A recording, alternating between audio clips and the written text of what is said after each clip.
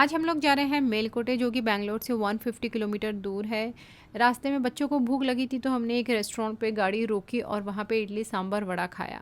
क्या आप जानते हैं WHO के द्वारा इडली और सांभर को वर्ल्ड का सबसे हेल्दीएस्ट ब्रेकफास्ट माना गया है। उसके बाद बच्चों ने अपने हाथ धोए और हाथ धोते समय उन्होंने देखा एक गाय का बछड़ा खड़ा है, तो उन्हें लगा कि हमें इसे कुछ खिलाना है। मैं घर से बना के लाई थी कुछ लड्डू, जो कि उन्होंने उस बछड़े को खिलाया। और वैसे भी कहा जाता है दाने दाने पे लिखा है खाने वाले का नाम।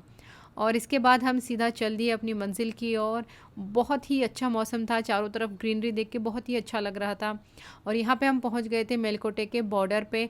यहाँ से हमें साफ साफ पहाड़ी के ऊपर मंदिर दिखाई दे रहा था।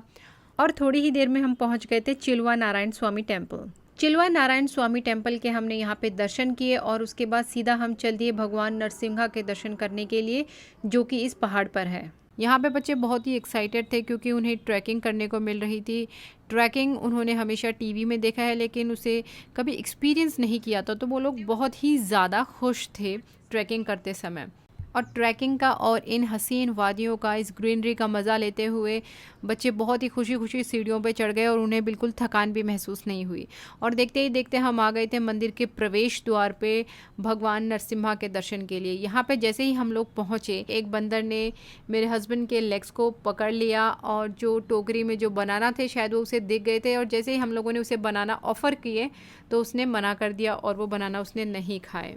बिना बनाना खाए ही बंदर दूसरी तरफ चल दिया। हमें देख के थोड़ा सा दुख हुआ कि आखिर इसने बनाना क्यों नहीं खाया, लेकिन ठीक है, शायद उसे कुछ और दिख गया होगा। इसके बाद हम सीधा अंदर चल लिए और वहाँ से हमने लिया कूपन दर्शन करने के लिए। ये मंदिर बहुत ही पुराना है और ऐसी मान्यता है कि जब प्रहलाद महाराज के पिताजी को भगवान नरसिम्हा ने मार दिया था, तो उसके बाद प्रहलाद महाराज बहुत ही ज़्यादा दुखी हुए और इसी बात से दुखी होकर वो यहाँ आए और यहाँ पे भगवान नरसिम्हा ने उन्हें लाइफ का जो एसेंस है वो सिखाया और उन्हें बहुत ही डिफरेंट योगा के पोस्चर्स सिखाए। उसके बाद हमने दर्शन किए और फिर मंदिर से बाहर चले आए। और जैसे ही हम मंदिर से बाहर आ रहे थे, एक और मंकी ने मेरा कुर्ता पकड़ लिया था, जो मैं थोड़ा डर गई थी देख के। और देखिए यहाँ से कितना अच्छा व्यू दिख रहा है। और यहाँ पे हमने कुछ फ़ोटोज़ क्लिक की।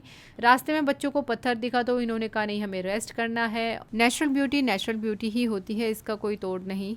What a picturesque view. यहाँ की जो नेचुरल ब्यूटी है वो अगर आप भी देखें तो बिल्कुल मंत्र मुग्ध हो जाएंगे देख के। यहाँ पे ये एक गाय हम लोगों ने देखी, जो हम लोगों ने बहुत अचंभा किया, बहुत सरप्राइजिंग था हम लोगों के लिए कि आखिर ये गाय इस पहाड़ पे ये सीढ़ियाँ चढ़ते हुए कैसे आई। लेकिन कहा जाता है जहाँ चाह होती है वहाँ रहा, यानी इसे चाहत थी, इसे यहाँ पे की ग्रीनरी थी, हरी हरी घास को खाना था, तो रहा, उसने अपने आप बना ली।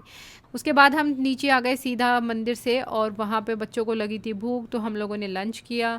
और यहाँ पे लंच हमने बिल्कुल ट्रेडिशनल वे में किया, जो कि केले के पत्ते के ऊपर सर्व किया गया था और बहुत ज़्यादा वैरायटीज़ थी, जो कि हमें खा के बहुत ही अच्छा लगा। बच्चों ने कहा कि हमें थोड़ी देर कल्याणी झील पे बैठना है, थोड़ा रेस्ट करना है, तो हम लोग सीधा चले गए कल्याणी झील। और यहाँ पे देखिए कितना सुंदर व्यू है कल्याणी झील का। ये बहुत ही कूल और काम प्लेस थी। वहाँ पे बच्चों ने खूब इंजॉय किया, यहाँ से वहाँ गए, देखा। फिर उन्हें पास से देखना था उसे, तो वो लोग सीढ़ियों से नीचे चले गए और वहाँ पे मस्ती करने लगे।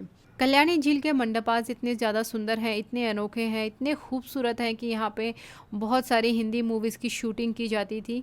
और बहुत सारी मूवीज़ में से एक मूवी का नाम मुझे इस समय याद आ रहा है, वो है दामिनी, जिसका एक गाना यहाँ पे फिल्माया गया था। और मेलकोटे से रिलेटेड इतनी सारी सुंदर यादों को लेकर हम चल दिए सीधा बेंगलोर की ओर।